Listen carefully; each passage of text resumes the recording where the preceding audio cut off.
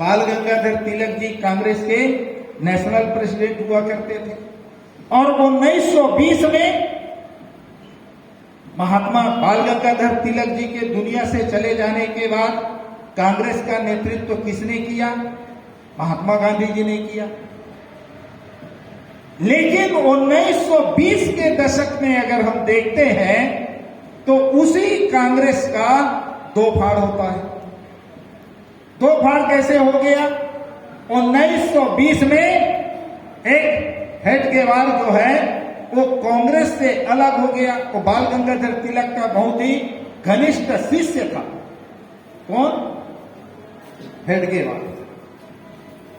तो कांग्रेस में वो भी था, लेकिन कांग्रेस को छोड़ा 1920 में, और कांग्रेस को छोड़ने के बाद वही हेडगेवार जो है 1925 में उन्होंने आरएसएस बनाई। तो आरएसएस जब इन्होंने बनाने का काम किया तो उस समय की परिस्थितियां क्या थी? तो आप लोगों को यह मालूम होना चाहिए कि जिस समय हेडगेवार ने जो है कांग्रेस को छोड़ करके अलग हुआ तो उसका मेन मकसद था भारत के अंदर में हिंदुस्तान और हिंदू राष्ट्र। क्योंकि जिस समय इस देश के अंदर में एक खिलाफत आंदोलन भी चला, मुसलमानों का एक आंदोलन चला, खिलाफत आंदोलन, क्योंकि उस समय तुर्की में जिस तरह से जो है अंग्रेजों ने वहां के जो मुस्लिम बादशाह थे जिसको उन्होंने परास्त किया, और उसके कारण पूरे देश दुनिया के अंदर में मुसलमानों में एक बड़ा रोष जागृत हुआ, और उस रोष के कारण भारत के अंदर में भी भारत के मुसलमानों ने भी एक आंदोलन शुरू किया जिसको खिलाफत आंदोलन के नाम से जाना जाता था। तो उस खिलाफत आंदोलन के कारण, और एक तरफ बाबा साहेब डॉक्टर अंबेडकर 1919 में जब साउथ बोरो कमेटी आई तो साउथ बोरो कमेटी के सामने छत्रपति साहू महाराज के मार्गदर्शन में भास्कर राव जाधव जी और डॉक्टर बाबा साहेब अंबेडकर जी, ये दोनों साउथ बोरो कमेटी के पास जा करके इस देश के जो डिप्रेस्ड क्लास का मतलब है जिनको हम आज के तारीख में अनुसूचित जाति कहते हैं, जिनको आज के तारीख में हम अनुसूचित जनजाति कहते हैं, जिनको आज के तारीख में हम लोग पिछड़ा वर्ग कहते हैं, तो इन तमाम लोगों के हक के लिए, इनके अधिकार के लिए डॉक्टर बाबा साहेब अंबेडकर ने साउथ बोरो कमेटी के सामने आवेदन किया, उनके सामने मेमोरेंडम पेश किया।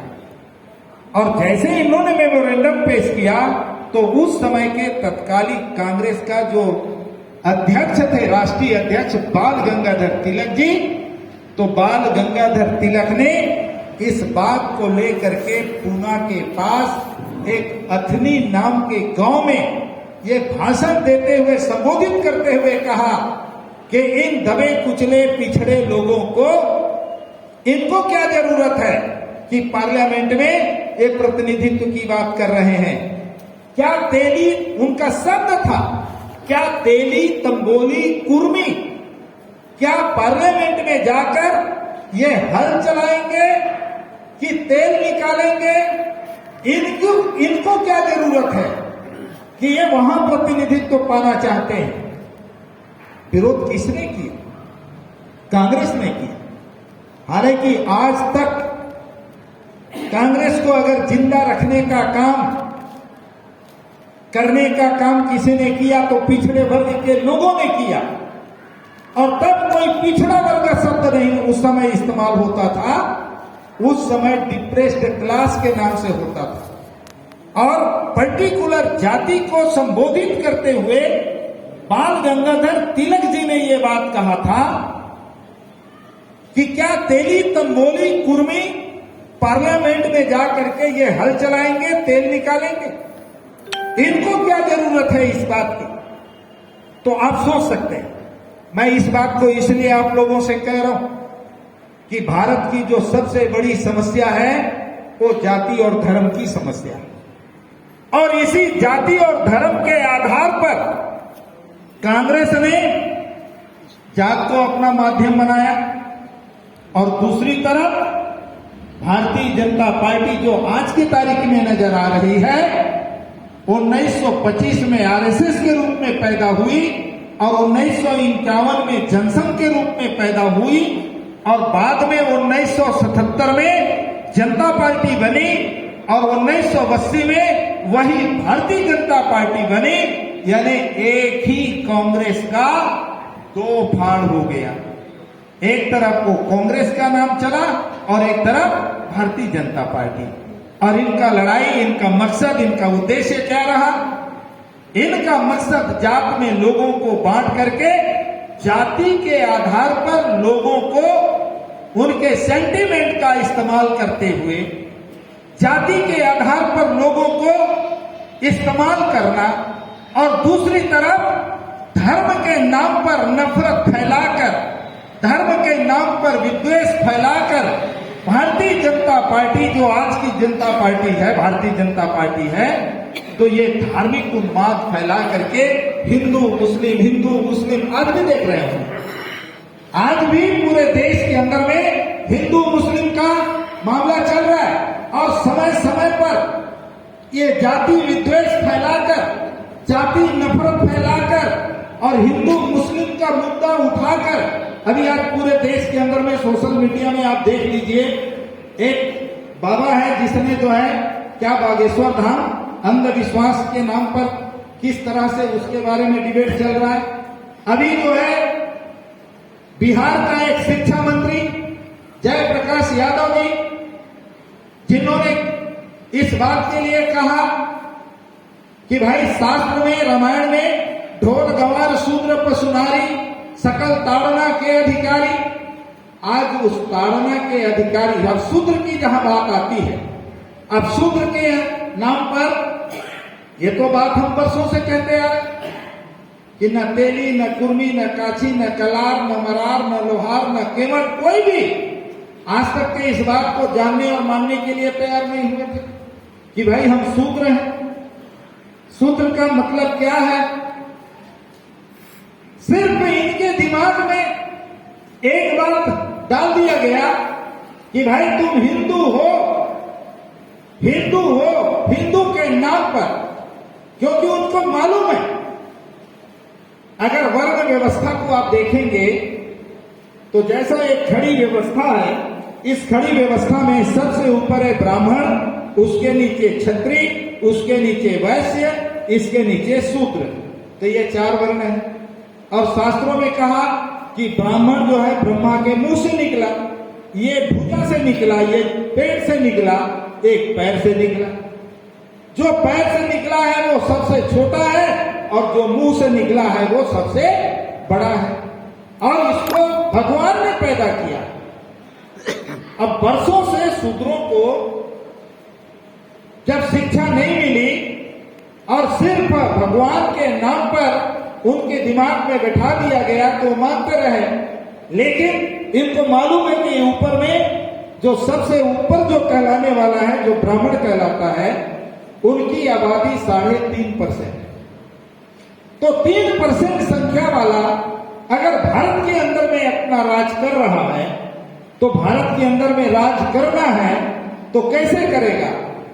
पहले तो इनको उन्होंने शूद्र के नाम से अपमानित किया, लेकिन बाद में देखा कि भाई कहीं ऐसा ना हो कि इनको जो है हम इतना तिरस्कार कर जाए तो राज करना मुश्किल होगा, तो दूसरा एक शब्द आ गया हिंदू, हिंदू धर्म, हिंदू शब्द आ गया।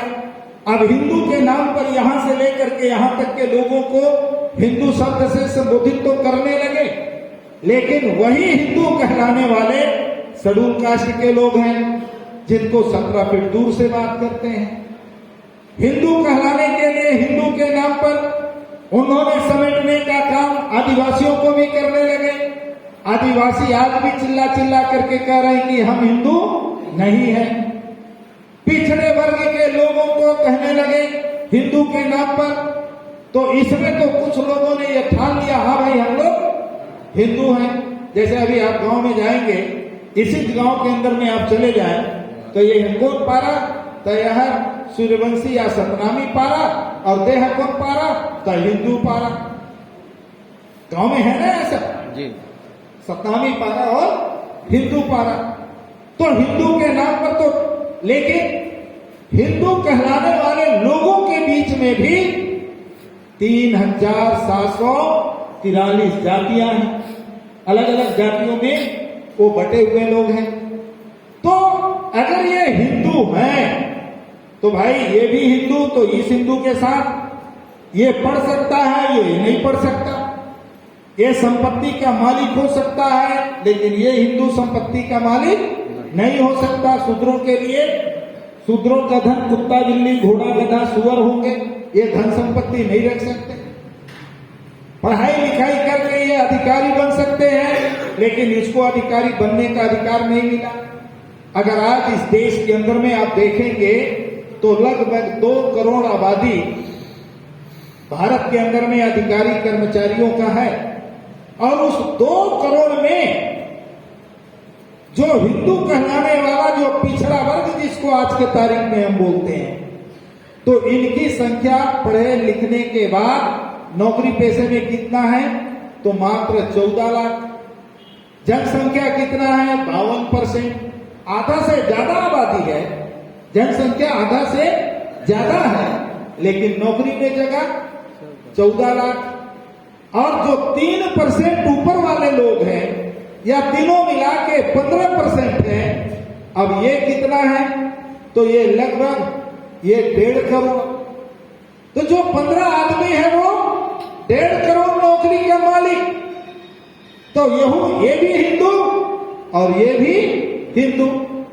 तो भाई हिंदू हिंदू भाई भाई, तो जितना आपको हक मिला, जितना जगह आपको मिला, उतना इनको भी तो मिलना चाहिए ना। मिलना चाहिए कि नहीं मिलना चाहिए? मिलना चाहिए। लेकिन अधिकार देने की जहां बात आती है, हक देने की बात आती है, वहां ये हिंदू नहीं कहलाता। तो अभी पिछले दिनों में बिहार के अंदर एक शिक्षा मंत्री ने ये बात कह दिया कि ढोल गंवार शूद्र पशु नारी सकल ताड़न के अधिकारी। अब इसी के बड़ा बहस चल रहा है। पूज्य है विप्र सकल गुणहीना और शूद्र न गुण ज्ञान प्रवीणा। ब्राह्मण सभी गुणों से हीन है, फिर भी उसका पूजा करना चाहिए।